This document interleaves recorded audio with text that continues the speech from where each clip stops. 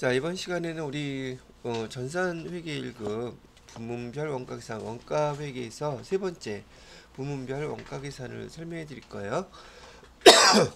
자, 우리 원가라고 하는 게 제가 부문별로 원가계산 우선 좀 여기 바로 보여드리게 되면 제가 정리한 걸로 같이 한번 먼저 보도록 할게요.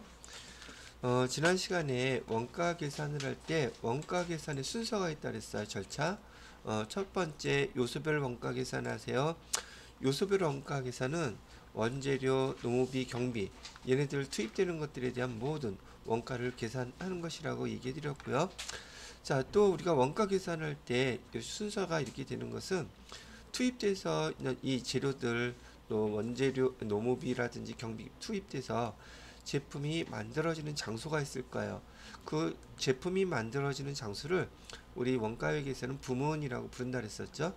근데 대부분 그 부문은 공장을 얘기하는 거고 공장 내부에 건물들도 있고 제품을 만드는 곳들도 있고 등등 할 텐데 이 부문별 원가 계산은 제품이 만들어지는 장소를 제조 부문이라고 얘기할 것이고요. 그다음에 제조 부분을 서포트해주는 부분들을 우린 보조 부분이라고 부를 거예요. 그래서 제조 부분, 보조 부분 여기에서 다 원가가 발생한단 말이죠.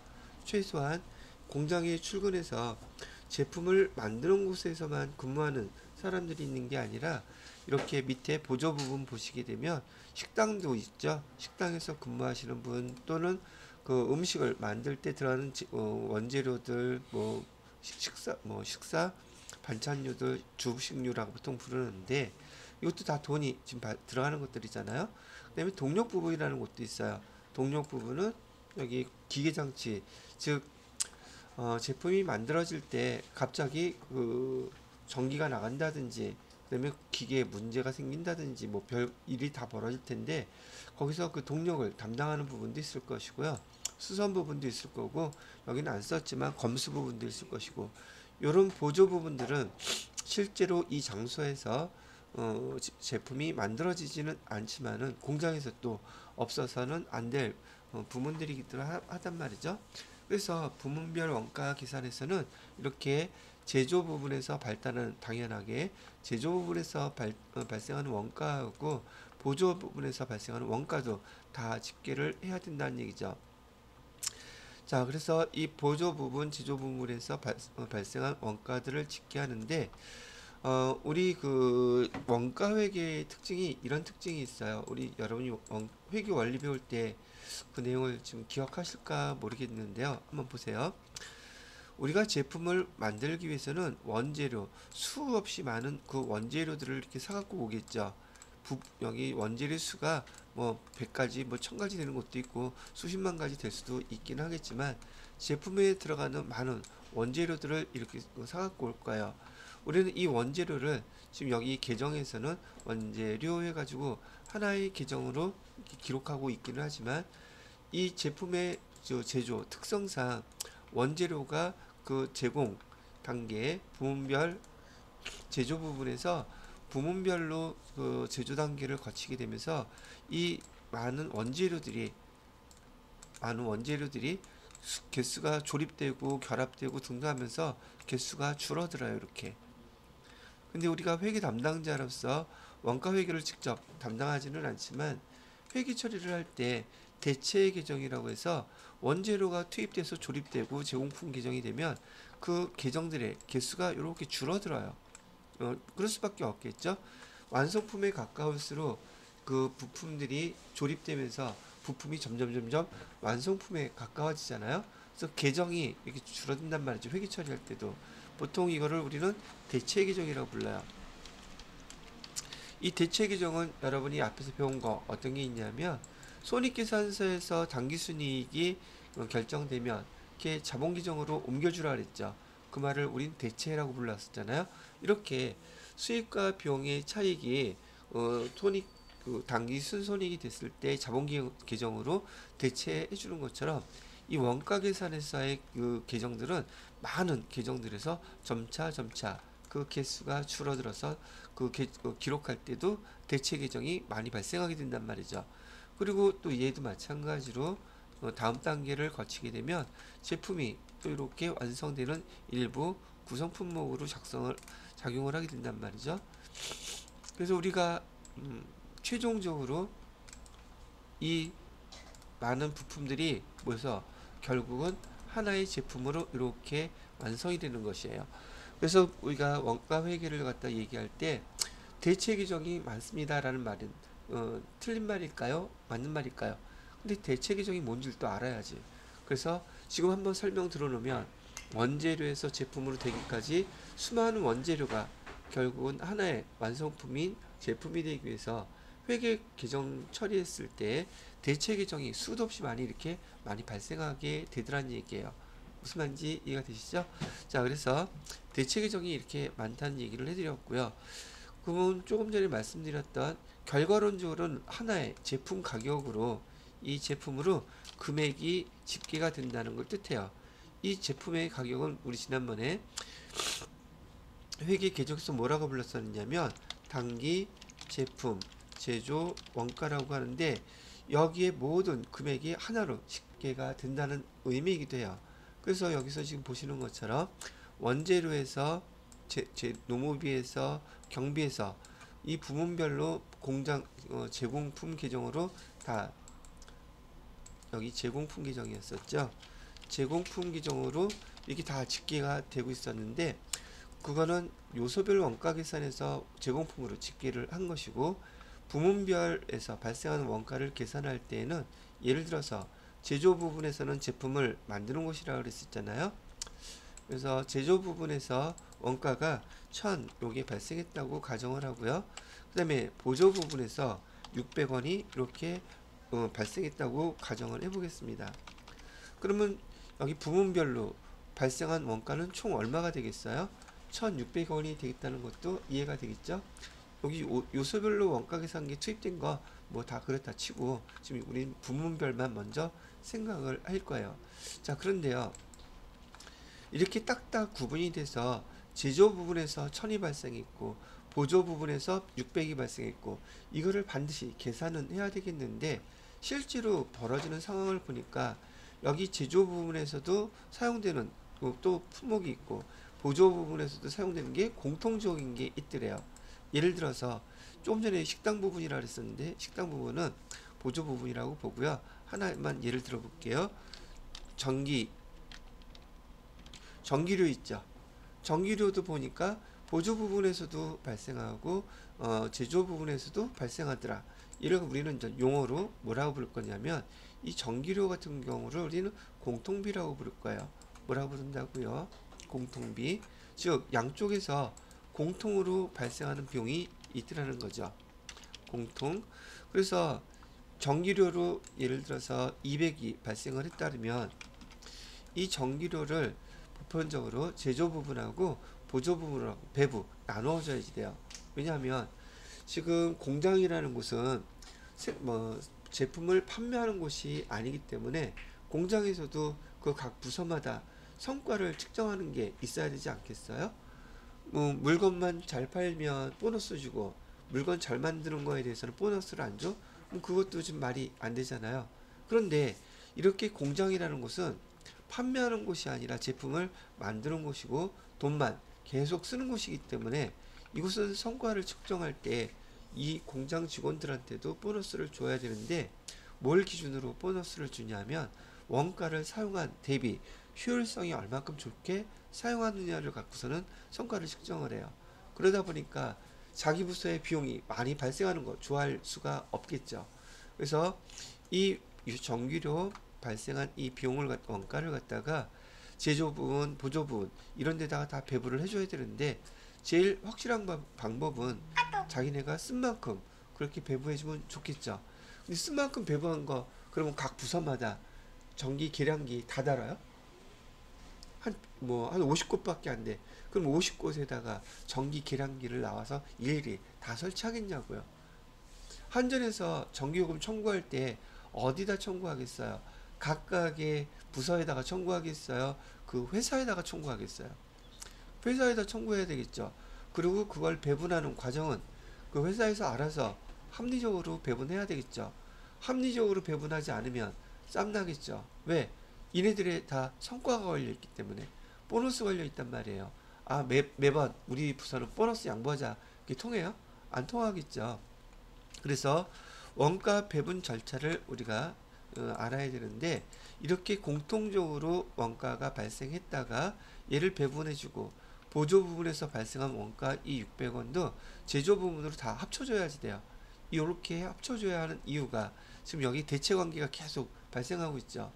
그러면 금액도 원가도 하나의 금액으로 아까 얘기해 줬던 단기 제품 제조 원가 이걸로 하나로 모든 발생한 원가를 갖다가 집계를 해야 되기 때문에 얘가 대체 계장도 계속 발생하면서 우리 회계도 여기 저기 제품이 만들어지는 과정처럼 하나의 금액으로 다 통합이 될 거예요. 그래서 지금부터는 부문별 발생한 원가를 하나의 금액으로 통합하는 과정을 또 보여드릴 것이고, 그 과정에서 합리적으로 원가를 배분해야 된다는 거, 그 배분하는 원칙을 좀 설명을 해드릴 거예요.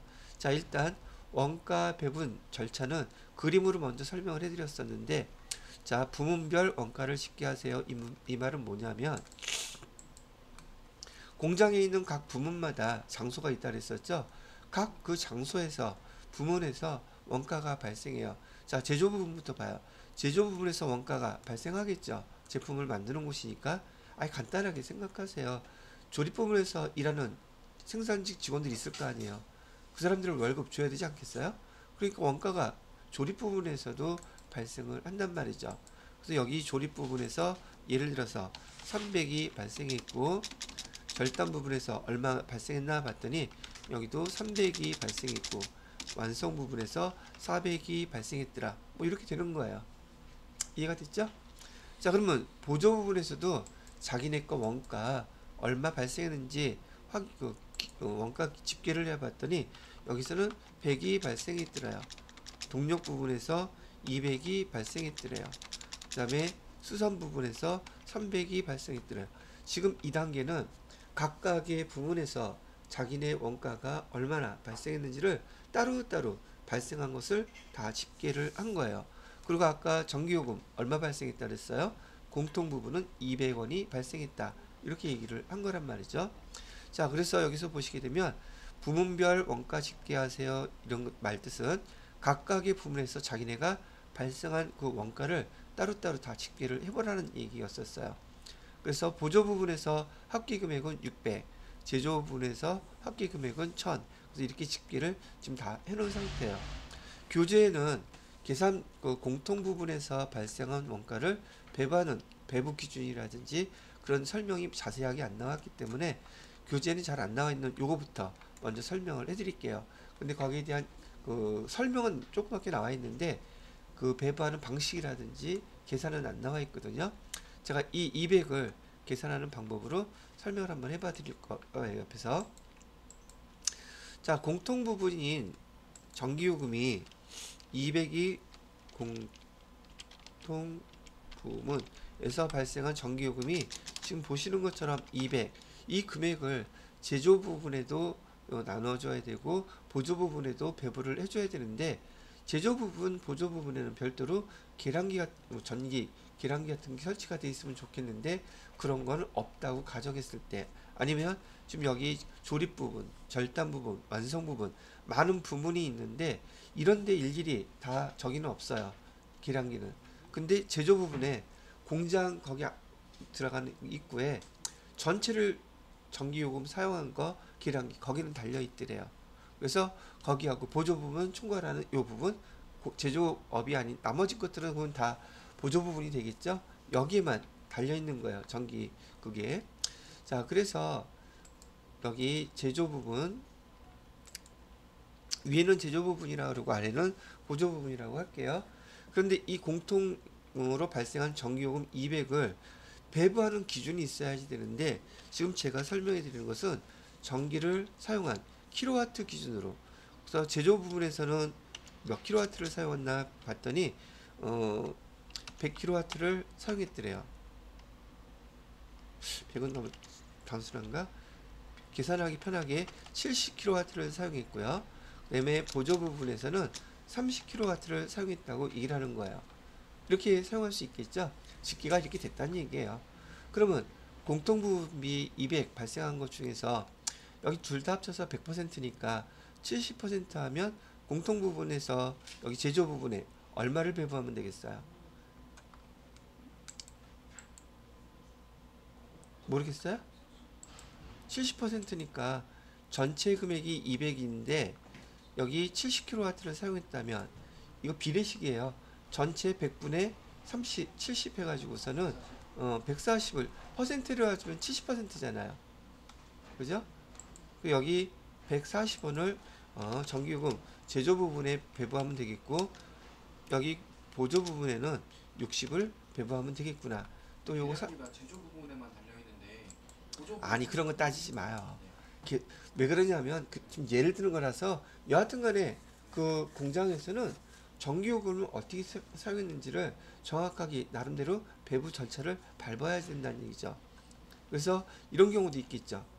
이런 공통 부분에서 발생한 전기요금을 만약에 제조 부분의 인원수가 직원이 70명이었어요. 그리고 보조 부분의 직원 수가 30명이었어요. 인원수로 이 전기요금을 배부하면 합리성이 있을까 없을까? 제가 아까 얘기했던 것처럼 어떤 금액을 나눌 때는 우리하고 똑같아요. 합리적인 절차에 의해서 만인들이 상식적으로 이해할 수 있는 방법으로 나누면 문제가 될 게 없어요. 근데 이 상식적으로 말이 맞아? 라고 했을 때 이게 아니면 그래서 문제가 생기는 거예요. 많이 배운 사람이건 적게 배운 사람이건 돈이 많은 사람이건 적은 사람이건 그래서 합리성을 따지는 거잖아요. 상식이라는 걸 따지는 거고 그래서 지금 여기서는 뭐가 중요하냐면 배부 기준이 중요해요. 배부 기준을 사람 인원수로 전기요금을 나눌 때 인원수로 배부하는 게 합리적일까? 아니면 평수로 할까? 이번에는 제조 부분의 평수는 80평이고요. 보조 부분의 평수는 20평이에요. 이걸 기준으로 전기요금을 나누는 것이 합리적일까? 어떤 게 합리적이겠어요? 사용한 킬로와트 요걸로 나누는 게 합리적일까? 어느 누구도 딴지걸 수 없는 합리적인 방법으로 원가를 배부해야 된다는 게 가장 기본적인 배부의 원칙이에요. 이걸 갖다 우리는 뭐라고 부르냐면 반드시 금액을 배부할 때는 인과관계가 있어야 된단 말이죠. 원인과 결과의 관계가 합리적이어야 된다. 근데 우리 사는 생활에서는 안 그래요? 우리도 마찬가지잖아요. 첫째 하고 둘째 하고 그 명절이 돼서 세뱃돈 줄 때 지금은 저희 고등학교 학생한테는 세뱃돈 얼마 줘요? 수정 씨 얼마를 줘야지 좋을까요? 고등학생인 조카한테 세뱃돈 줄 때 얼마를 줘야지 합리적일까? 5만 원. 그러면 중학생한테는 3만 원? 초등학생은 쌈 나지 않을까? 안 나? 안 주면 되잖아. 공평하게 안 주는 거. 그렇지. 부가세 때 배웠잖아요. 부가세 안 배웠어요? 아주 합리적이십니다. 그치. 제 딸 크면 안 줘야겠어요. 이당초 안 줘버릇하면은 안 주는가 보다 생각해. 좋은 거 배웠습니다. 근데 단순한 방법도 있어. 세임을 하지 못할 정도로 많이 줘버리는 거야. 그러면 쌈 날 일도 없어. 근데 걔가 만족할 만큼을 줘야지 그 이상을 주면 안 돼요. 근데 만족이 다 똑같을까 다를까? 근데 머리가 크면 클수록 만족감이 커야 돼. 큰 금액을 원할 거고. 여하튼 지금 이렇게 지금 우리가 세뱃돈을 나눠주는데도 문제가 이렇게 있듯이 여기는 지금 이익관계가 걸려 있겠죠. 그래서 합리적으로 나눠 주셔야 됩니다. 자, 그럼 하나 예를 더 들어볼게요. 식당에서 발생한 그 비용이 있을 거 아니겠어요? 식당에는 제조 부분, 보조 부분에서 근무하는 사람들이 다 와서 식사를 하겠죠. 그럼 식당에서 똑같이 200이라는 원가가 발생했어요. 그러면 제조 부분하고 보조 부분하고 그 금액을 또 나눠서 배부해 줘야겠죠. 그럴 때 킬로와트 수로 배부하면 이해가 돼요? 인과관계가 있을까 없을까? 식사하고 킬로와트 수하고 인과관계가 별로 없죠. 그럼 이 회사 그 부분의 평수, 땅 넓이로 배부한다. 그것도 인과관계가 없죠. 그러면 인원수로 한다면 그게 인과관계가 생기죠. 그래서 이 3단원에서 부문 원가 계산에서 제일 중요한 것 중 하나, 내용이 하나가 바로 이 부문에서 발생한 원가를 배부할 때 배부의 원칙은 어떻게 해야 된다? 첫 번째, 인과관계가 되게 중요하다. 합리성 있게 인과관계를 따져야 되는 게 제일 중요한 요소입니다. 요것도 여러분들한테 원가를 배분할 때 또는 배부할 때 가장 중요한 것들, 관계가 있는 거 없는 거 찾으라는 게 시험 문제로도 나올 수 있겠죠. 두 번째, 이 원가를 배분할 때에는 세뱃돈 배부하는 것처럼 공정하고 공평한 기준이 있어야 됩니다. 세 번째, 수혜 기준. 수혜를 많이 받은 곳이 원가 비용도 많이 부담을 해야 된다는 얘기죠. 그 다음에 부담 능력 기준. 그 부서가 부담할 수 있는 범위 내에서 원가를 배분해야지 부담 능력을 초과하게 배부하는 것은 안 된다는 얘기죠. 그래서 원가의 배분 기준은 공정하고 공평해야 된다. 수혜 기준을 바탕으로 해야 된다. 그 다음에 부담 능력 기준으로 배부해라. 요게 키워드예요. 그래서 이렇게 기억을 해두시면 되겠다는 얘기입니다. 자, 그래서 지금 일단 제가 요것도 혹시 계산식 모르시는 분들을 위해서 왜 이렇게 썼느냐 하면 여기 200이란 원가가 발생했을 때 지금 킬로와트로 배부한다 그러면 두 개 합친 전체 공장에서 사용한 킬로와트는 몇 킬로와트를 사용했냐 하면 지금 100킬로와트를 사용했잖아요. 우리 원가에서 이 비례 배분식 아주 많이 사용합니다. 이거는 초등학교 때 4학년 때 배웠던 내용이라고 제가 알고 있는데 전체가 100인데 100에서 70을 사용한 곳에다가는 얼마를 배부를 해야 될까요? 이렇게 계산한 식이었던 거예요. 그 다음에 두 개밖에 없으니까 200에서 140 빼면 나머지 60이 되긴 하겠지만 또 모르는 분을 위해서 얘는 이렇게 나눈 식이었었던 거고요. 전체 사용한 킬로와트 전체를 따진 거죠. 전체에서 몇 퍼센트를 얼마를 차지하느냐. 100 중에 여기 보조 부문비는 30%라고 했기 때문에 이렇게 계산하시게 되면 60이 계산돼요. 이게 비례식이에요. 전체에서 몇 퍼센트, 전체에서 몇 퍼센트. 그런데 아쉽게도 혹시 이 비례식을 모르시는 분들은 이렇게 계산하는 거 봐두시고 계산기 누르는 방법만 알고 있으면 돼요. 왜냐면 계산기는 사용할 수 있으니까 우리가 이게 도무지 이해가 안 돼요 그러면 이런 문제 나오면 그냥 찍으시면 돼요. 아시겠죠? 여기 연연해하지 말고요. 왜냐면 이건 지금 여기서 모르는 문제가 아니잖아요. 이거는 그죠? 제가 또 초등학교 때 수학까지 지금 설명할 그 기제는 아닌 것 같아요. 자, 그래서 요 설명을 갖다가 참고를 해서 배부할 때 중요한 거 요거는 기억해 두시란 얘기죠. 자, 그러면 여기 보조 부분에서 원가 배부하는 절차 봐요. 첫 번째, 각 부문에서 발생한 원가를 집계하세요. 이게 있죠. 원가가 얼마를 발생했는지 알려면 각 부분에서 얼마 각자 발생한 것부터 알아야 되지 않겠어요? 그런 다음에 그 원가를 갖다가 여기는 안 나와 있지만 공통 부분에서 발생한 것을 여기 제조 부분, 보조 부분 배부한다. 그 다음에 다 집계가 끝나면 그럼 공통비는 다 없어졌겠죠? 그 다음에 보조 부분비를 제조 부분에 배부하는 거예요. 보조 부분에서 발생한 것을 제조 부분에다가 배부한다. 그런 다음에 제조 부분에서 발생한 모든 원가를 다음 제품별로 배부한다. 순서는 이렇게 돼 있어요. 여러분이 그림만 기억해도 요거는 어렵지 않게 원가를 배부하는 절차는 금방 이해하셨을 거라고 보고요. 자, 그러면 이렇게 기억을 해두시고 그 다음에 중요한 파트가 이 보조 부분에서 제조 부분으로 원가를 배부할 때 방법을 설명을 해드리도록 하겠습니다. 자, 요거 캡처 해놓고요.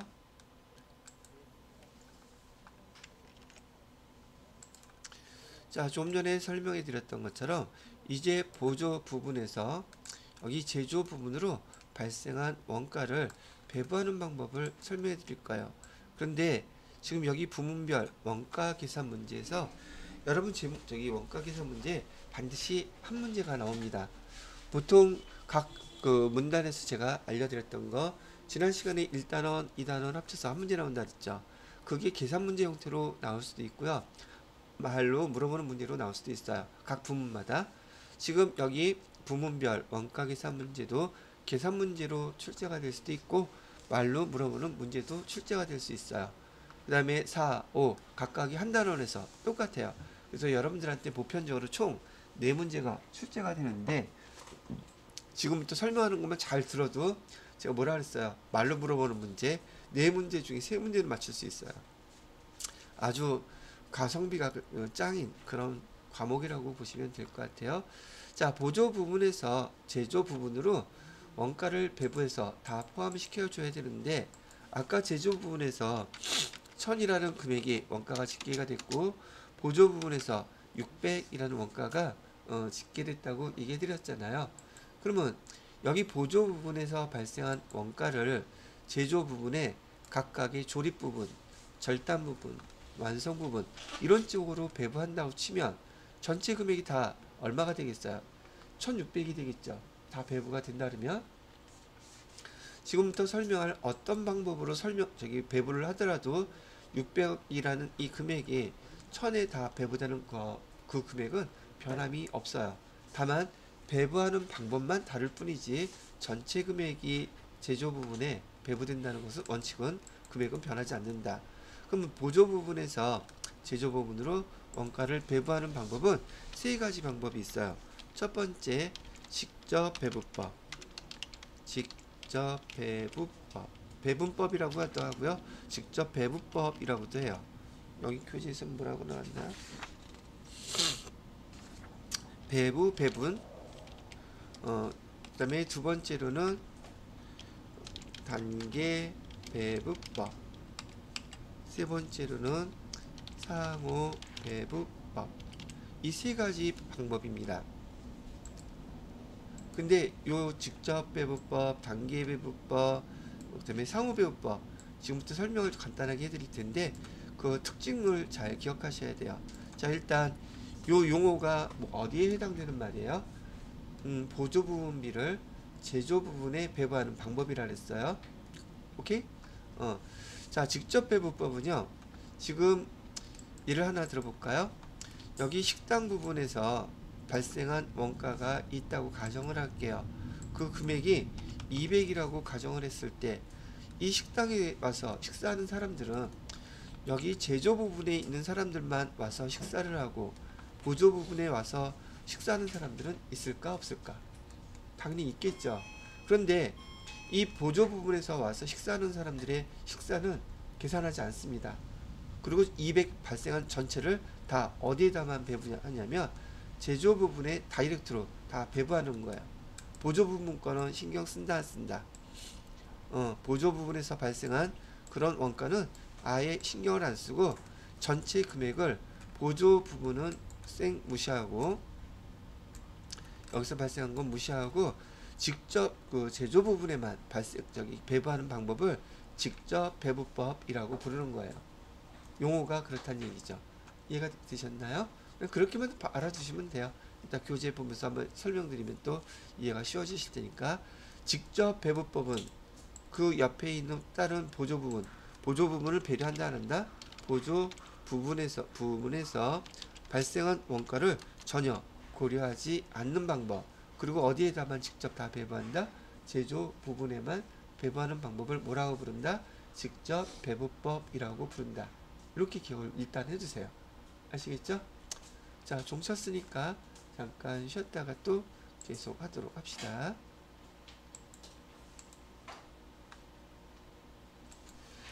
자, 이렇게 해서 지금 보조 부분비를 제조 부분으로 배부할 때 배부하는 방법 몇 가지가 있어요? 3가지가 있고요. 내용 저기 뭐뭐 있습니까? 라고 질문할 때 직접 배부법, 단계 배부법, 상호 배부법 이렇게 3가지가 있다. 직접 배부법은 뭔가요? 직접 배부법은 보조 부분끼리 발생한 이런 내용을 고려하지 않고 그냥 전체 금액을 다 여기 제조 부분에 배부하는 방법을 직접 배부법이라고 부릅니다. 거기 다음에 단계 배부법은요. 단계 배부법은 이런 거죠. 여기 보조 부분에서 발생한 이 식당 부분에서 발생한 이 200이라는 숫자를 동력 부분에 만약에 계산된 금액이 20이고 여기가 그다음에 10이라고 한다 그러면 식당 부분에서 발생한 이 보조 부분비에 대한 것도 계산을 하기는 해요. 그런데 어디 부분부터 보조 부분부터 먼저 여기 계산할지 그 우선순위를 정해요. 여기 단기배분법은 보조 부분에도 여기 원가를 배부하기는 하는데 보조 부분에 우선순위를 결정해서 배부한다. 우선순위로 배부한다. 그러다 보니까 원가 계산의 정도가 여러분이 보시기에 직접 배부법이 정확하겠어요? 단계 배부법이 정확하겠어요? 실제로 발생한 원가를 일일이 계산하는 방법이 더 정확하기는 하겠죠. 그런데 그 우선순위를 정해서 배부하는 것이 단계 배부법이라고 얘기하는 거고요. 그 다음에 세 번째 상호 배부법은 보조 부분끼리 발생한 모든 원가를 다 계산해요. 즉 식당 부분에서 발생한 것뿐만이 아니라 동력 부분, 수선 부분 할 것 없이 서로 보조 부분끼리 발생한 원가를 실제로 발생한 대로 다 계산하니까 이 세 가지 방법 중에서 보조 부분 원가를 제조 부분 원가로 배부할 때 가장 원가 계산이 정확한 방법은 어떤 것이겠습니까? 당연히 상호배부법이 전체를 다 계산하니까 제일 정확하겠죠. 대신에 상호배부법을 쓰게 되면 계산하는 게 쉬울까 어려울까? 계산하는 방법은 좀 복잡하고 어렵겠죠. 그러면 원가가 어디가 제일 많이 발생할까? 원가라는 것은 이 세 가지 방법을 쓰는데 사람들이 상호배부법을 배운 사람들이 많이 없어. 그럼 이거 계산을 할 줄 아는 사람을 써야 될 테니 월급을 더 많이 줘야 되겠죠. 그죠? 그래서 기억하실 때 상호배부법을 사용하게 되면 그 발생하는 원가가 많이 제일 크더라 이렇게 얘기하는 거예요. 그럼 또 이렇게도 물어볼 수 있겠죠. 그러면 대기업에서 사용하는 원가 배부 방법은 어떤 거를 주로 사용할까? 정확하게 계산할 수 있는 상호배부법을 사용하고, 그럼 규모가 작은 회사에서는 이 세 가지 방법 중에서 어떤 방법을 사용할까? 간단한 방법을 사용하겠죠. 원가 계산의 정확도가 제일 높은 거는 어떤 걸까? 상호배부법. 원가 계산의 그 정도가 퀄리티가 제일 떨어지는 거는 직접 배부법. 이런 상호관계들이 있다는 얘기예요. 요걸 갖다가 기억해 두시면 되겠고요. 자, 여기 또 세무이급 또 보시는 분이 있기 때문에 세무이급 것도 여기 옆에다가 하나 더 추가해서 설명을 해 드릴게요. 지금 세무이급까지 이제 진행이 되면 이 보조 부분의 원가를 갖다가 제조 부분에 배부할 때 이 세 가지 방법 말고 하나가 더 있어요. 한 가지가 단일 배부율법, 그 다음에 이중 배부율법. 이건 무슨 말이냐면은 지금 여기 보조 부분 원가를 제조 부분에 배부할 때 요 세 가지 방법이 있는데 실제로 공장에서는 요 세 가지 하고 여기 단일 배부율법, 이중 배부율법 얘를 섞어서 매트릭스 방법으로 사용해요. 즉 직접 배부법을 사용하면서 단일 배부율법 사용할 수 있고요. 단계 배부법 사용하면서 단일 배부율법, 상호 배부법 사용하면서 단일 배부율법 이렇게 사용하는 방법도 있고, 그럼 몇 가지 경우의 수가 나와요. 이렇게 하나, 둘, 세 가지, 또는 이런 파란색으로 할까요? 이렇게도 사용할 수 있어요. 이렇게도 사용할 수 있고 이렇게 사용할 수가 있어요. 총 매트릭스로 6가지 종류가 나오겠죠. 그냥 이렇게 나온다는 정도만 이해하시면 되고요. 여기에서 단일 배부율법이라든지 이중 배부율법이라든지 요 용어만 구분하실 수 있으시면 돼요. 단일 배부율법, 이중 배부율법은 바로 변동비하고 변동원가라고 되어 있죠. 그 다음에 고정비, 고정원가라고 하는 요것이, 예를 들어서 고정비는 10%로 배부하고 변동비일 경우에는 5%로 배부한다. 그럼 배부율이 달라요? 같아요? 다르죠? 다른 것을 이중 배부율법이라고 부르고요. 따로따로 다른 방식을 쓰는 거. 그다음에 그냥 변동비가 됐던 고정비가 됐던 무조건 10%로 배부한다. 이렇게 하면 단일 배부율법이 되는 거예요. 그래서 여기서 제가 가르쳐 드리고 싶은 것은 여기 그 단일 배부율법이다, 이중 배부율법이다가 바로 변동비, 고정비의 비율을 얘기하는 것이다라고 기억하시면 되겠죠. 세무 2급에서 요거까지 물어보는 상황이 벌어지는 게 세무 2급에서 이런 걸 물어봐요. 보편적으로요. 뭐 회계 1급에서 물어보지 말란 법은 없지만 주로 세무 2급에서 단일 배부율법이다, 이중 배부율법이다 이렇게 물어본다는 얘기예요. 자, 여기 넘어가기 전에 마지막 하나 더 말씀드리는 것은 보조부분비를 발생할 때 어떤 방법을 사용하더라도 이 금액 변한다 안 변한다? 금액은 변하지 않는다 그랬어요. 600을 그대로 다 반영하는 거예요. 그래서 시험 문제에서 이렇게 물어봐요. 직접 배부법을 사용하는 것보다 단기 배부법을 사용하게 되면 단기 순이익에 미치는 영향이 더 크다 또는 작다. 말이 맞는 말일까요? 틀린 말일까요? 단기 순이익은 변함이 있다 없다? 없다는 거예요. 그래서 그렇게도 물어보는데 그렇게 물어보더라도 이거는 세무 2급 정도에서 물어보는 질문이긴 하지만 그 변함이 없다는 걸 기억해 두시라고 말씀을 드리는 거랍니다.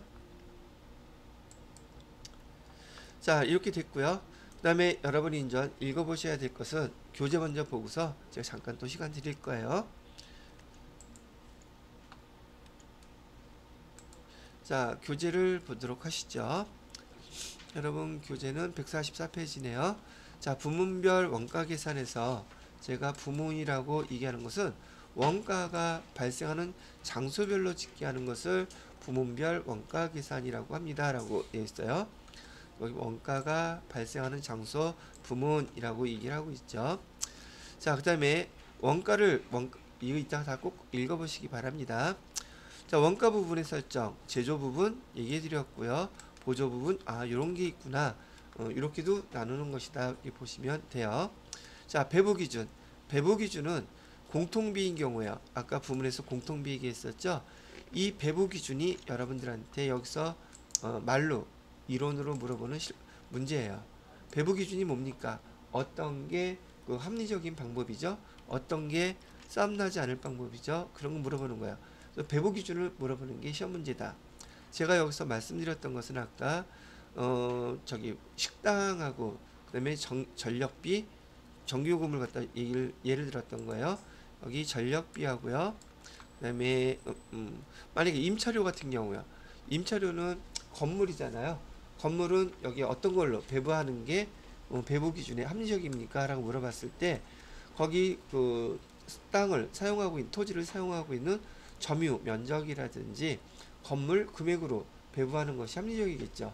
즉 합리적인 방법, 인과관계를 설명해 주고 있어요. 그래서 이따가 시간 들였을 때 이 공통부문비 어떤 배부 기준으로 배부하면 되는지 그 내용 한 번만 쭉 읽어만 보셔도 당연히 이런 걸로 배부해야지 합리적이겠구나 라고 판단하실 수 있고 시험 문제도 배부 기준 어떤 게 맞을까요? 그 물어봐요. 자, 그 다음에 보조부분비도 마찬가지예요. 여기서 얘기하는 보조부분비도 여기 나오는 보조부분에 대해서 배부할 때 어떤 게 합리적인 배부 기준인가요? 그거 물어보거든요. 그래서 이따 천천히 한번 읽어보시고 이따 문제 풀어보면 별거 어렵지 않네 라고 생각하실 거예요. 자, 그 다음에 아까 얘기했던 원가 부문별 원가 계산하는 절차, 전체 부문별로 원가 먼저 집계하세요. 그 다음에 보조 부분 거를 갖다가 제조 부분에 대체하세요. 그 다음에 제조 부분의 것을 제품에 배부하세요. 이렇게 얘기를 하는 거예요.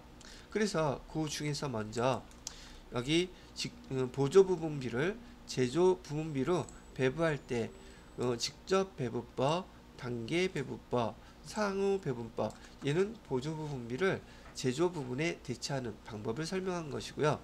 자, 그 다음에 맨 마지막에 나와 있는 제조 부분에서 발생한 것을 제품에 배부할 때요. 공장 전체 배부율이란 말과 부문별 배부율이라고 나와 있는데 여러분이 지금 앞에 지금 제가 설명드린 것을 기초로 해서 공장 전체 배부율을 사용하는 것이 원가가 더 정확하겠습니까? 부문별 배분을 하는 것이 원가 정보가 더 정확하겠습니까? 어떤 게 더 정확할 것 같아요? 뭐든지 세세하게 하게 되면 더 정확하죠. 그러면 원가 계산은 어떤 게 더 간단하겠습니까? 전체로 한 번 배분하는 게 더 간단하겠죠. 그런 차이를 이해를 하시고 넘어가시면 될 거란 얘기죠. 자, 그 다음에 여기 보조 부분비 배분한다고 방법이 나와 있는데 세 가지 방법이 나와 있어요. 직접 배분법, 단계 배분법, 그 다음에 상호 배분법 세 가지 나와 있는 거 보이시죠? 자, 지금부터 여러분들한테 시간은 한 5분, 10분 정도 드릴 테니까 일단 5분 동안 지금 여기 설명해 드린 부분 여기 몇 페이지죠? 146페이지까지 우선 복습을 해서 꼭 복습 읽으세요. 교재에 나와 있는 내용들 천천히 순서대로 정독해서 꼼꼼히 지금 읽으시기 바랍니다. 자, 다 읽어보셨죠? 그러면 여기 이론에 대한 것들은 좀 이따 풀어보기로 하고요. 여기 계산 문제를 가지고 여러분들한테 한번 설명을 해봐 드리도록 할게요. 지금 얘는 여러분 교재 147페이지에 나와 있는 문제예요. 147페이지에 나와 있는 문제를 가지고서 설명을 해봐 드리도록 할게요.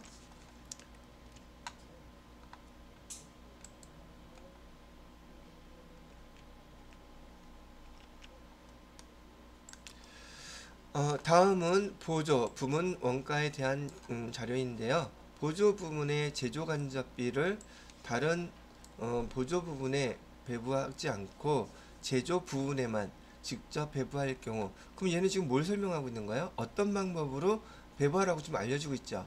다른 보조 부분에는 배부하지 말래요. 제조 부분에만 직접 배부하라니까 얘는 직접 배부법으로 설명해 달라는 얘기죠.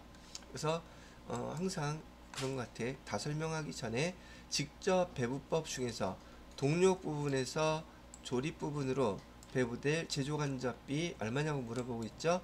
동력 부분 어디 있어요? 동력 부분 보조 부분에서 여기 있죠. 18만원. 그 다음에 제조 조립 부분 여기죠. 자, 그러면 이 문제에서만큼만 지금 얘는 어디에서 어디로 배부되는 거 물어보고 있어요. 동력 부분에서 여기 조립 부분으로 배부되는 금액이 얼마입니까? 물어보고 있죠.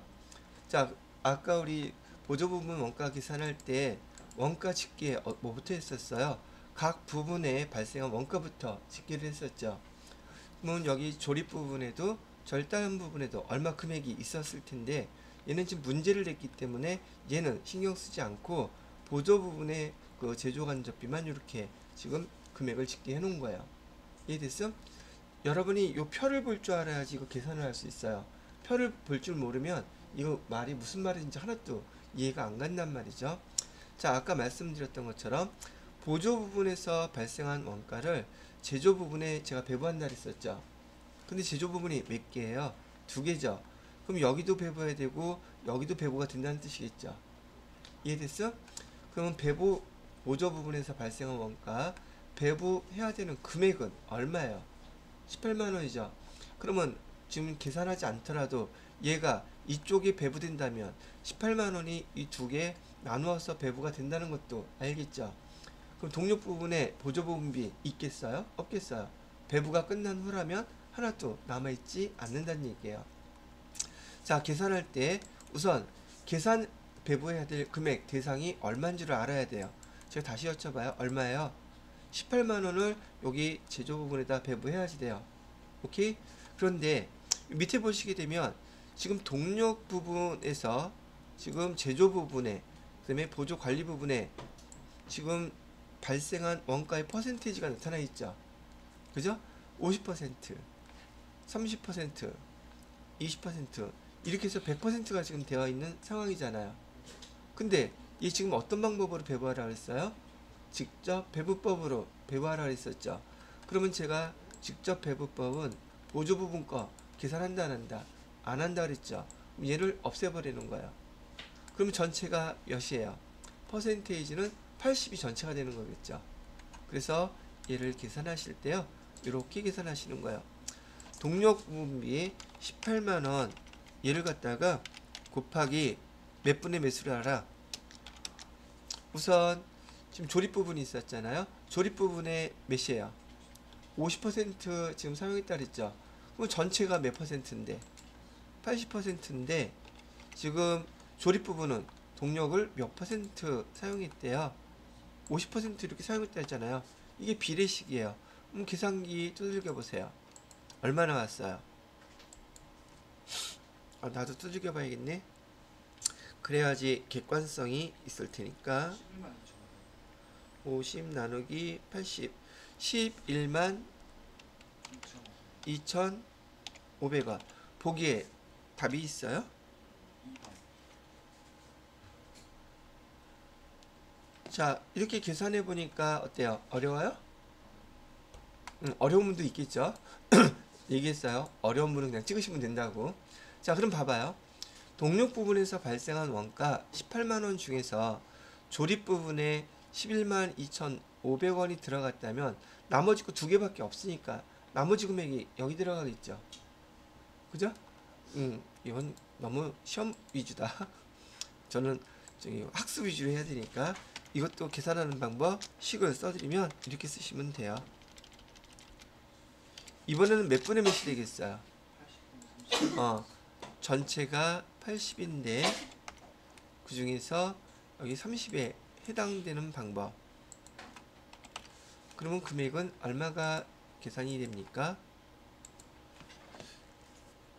그래도 객관성을 위해서 또 계산기를 두들겨 봐요. 67,500원 나오네요.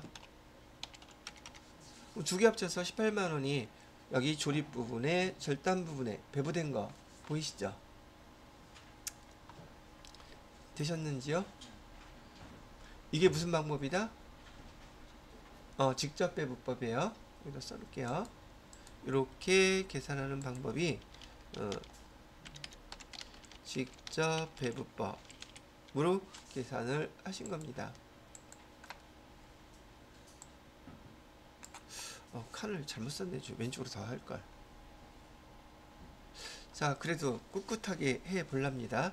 자, 똑같은 문제를 가지고 지금 여러분들 동력 부분을 조립 부분으로 배부해 봤죠.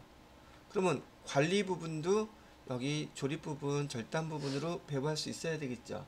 그럴 때 저기 뭐죠? 배부 기준은 뭐가 돼야 되겠어요? 여기 관리 부분에서 봐야 되겠죠. 관리 부분에서 조립 부분, 절단 부분 배부한 거 전체가 얼마예요? 얘는 보면 계산하면 돼야 안 돼요? 얘는 안 되겠죠. 왜? 보조 부분끼리는 계산하지 않기로 했으니까. 그러면 전체가 70에서 여기 40이 될 것이고 여기는 70에서 30이 되겠죠. 그래서 요건 곱하기로 하게 되면 나뉘어지겠죠. 그렇게 배부하는 걸로 연습해 봐 주시고요. 자, 이번에는 저는 직접 배부법 다음에 단계 배부법으로 설명을 해드려 볼게요. 이거 지울까요? 이거 아니, 내가 하고 싶으면 하고 말고 싶으면 말아야겠다. 자꾸 헷갈려. 자, 캡처해 놓고 이번엔 자, 지우고서 단계 배부법 설명해 드립니다.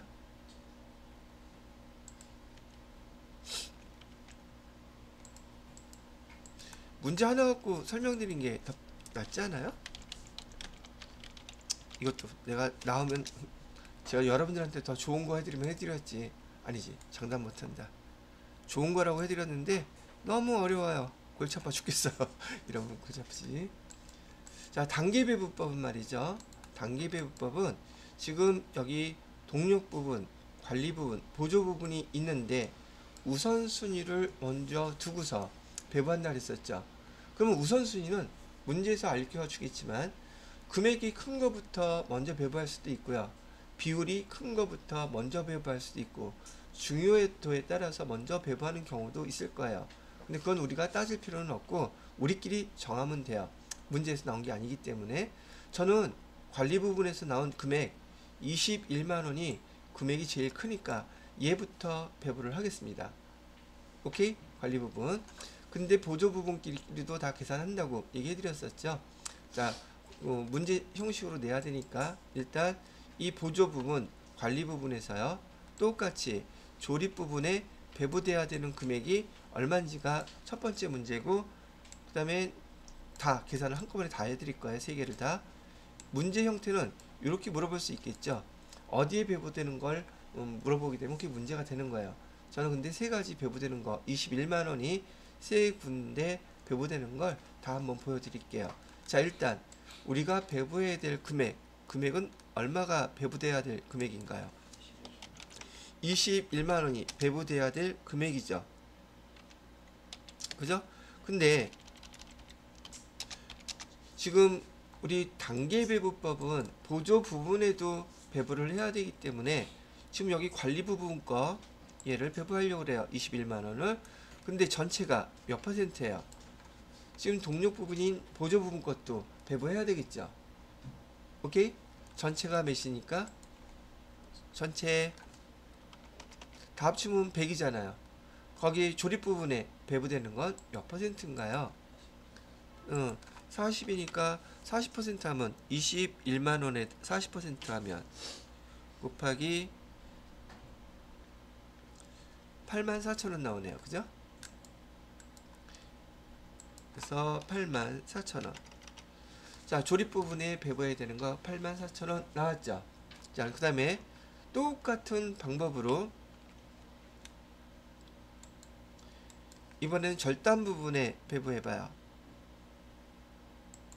금액은 변함이 없이 수식 그대로 써드릴게요. 그 다음에 몇 분의 몇 해야 되겠어요? 이번에는 전체가 100인데 절단 부분은 30이 지금 해당되고 있죠. 그럼 100에 30%면 얼마겠어요? 3만. 여기는 30% 이렇게 하게 되면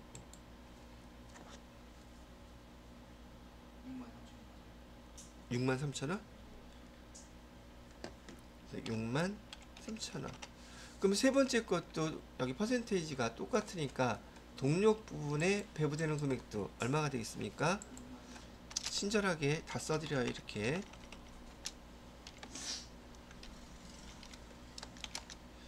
그러면 여기도 63,000원 이렇게 계산이 되겠다.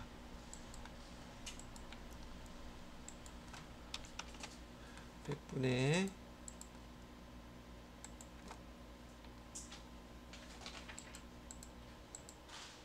30 63,000원.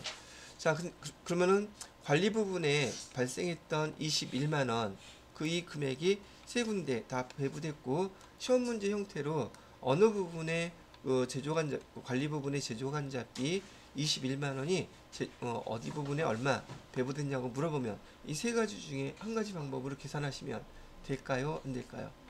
이해되셨죠? 자, 근데 문제는 뭐냐면 지금 동력 부분에 배부된 보조 부분비가 동력 부분 것도 지금 남아있잖아요. 그럼 보조 부분 건 다 없애야 되는데 관리 부분은 이제 없어졌어요.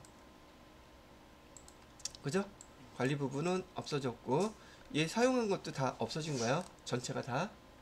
자, 그런 다음에 남아있는 거 뭐만 남아있어요? 여기 동력 부분 꽤 남아있는데 여기 보조 부분비 관리 부분에서 동력 부분으로 배부된 금액 얼마가 있습니까? 여기 지금 요거 여기 배부됐다면서요. 63,000원이 동력 부분에 배부됐잖아요. 그럼 동력 부분의 원가가 총 이제 얼마가 된 거예요? 이걸 알아야 되는 거지. 18만원만 하면 안 돼요. 여기에 관리 부분에 있던 게 여기 63,000원이 동력 부분에도 배부가 됐단 말이죠.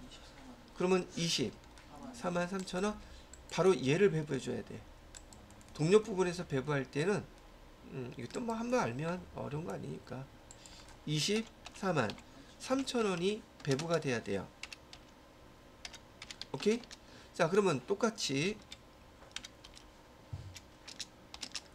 남아있는 거 동력 부분밖에 없으니까 243,000원 이 금액을 갖다가 지금 동력 부분을 봐주세요. 동력 부분에 지금 남아있는 거 제조 부분에 요만큼만 반영돼 있죠. 얘는 계산하면 돼요? 안 돼요? 왜 안 되지? 얘 없어졌잖아. 그래서 없애버리는 거야, 걔를. 그래서 여기 금액 전체는 또 몇 %가 돼요? 전체가 80이 되죠. 이번에는 80 중에서 조립 부분에 배부된 거는 몇 %? 50%. 그럼 금액은 얼마로 계산돼요? 또 두들겨 봐야겠죠? 10,